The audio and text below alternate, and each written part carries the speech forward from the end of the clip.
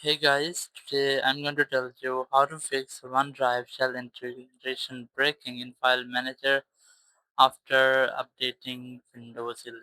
If you're using Windows 11 or 10, are you facing the issue that your OneDrive is breaking the shell integration in your File Explorer? So let's see how can you fix the issue.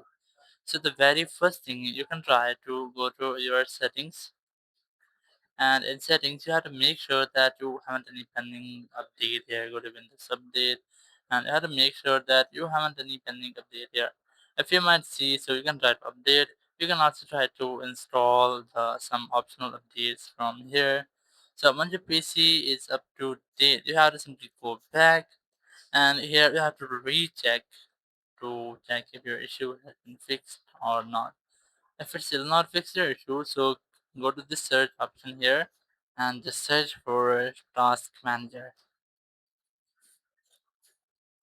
And once you have searched, you just have to look for File Explorer here. It's a Windows Explorer.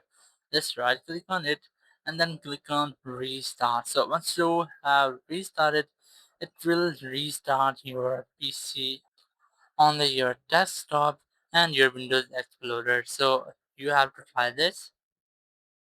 So once you have restarted, your issue will be fixed.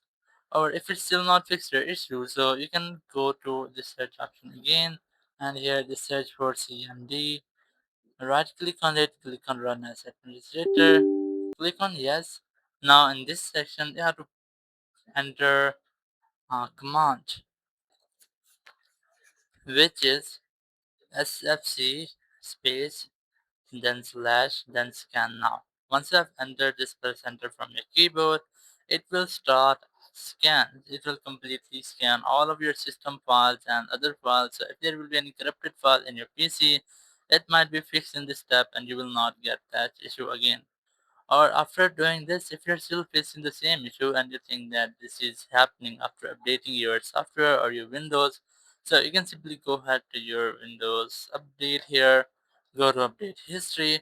You can uninstall any update which you want. Just go to uninstall update, and here you can uninstall any update. I'm not going to uninstall anyone, but if you want to uninstall any updates, you can uninstall from here, or you can also go to system, go to recovery from here, and in recovery you have the option of reinstall now, so it will completely reinstall your software update or your Windows updates you current have. So it will completely reinstall that, and after that you might not get that issue again. Thank you very much for watching the video. Until next video, bye bye.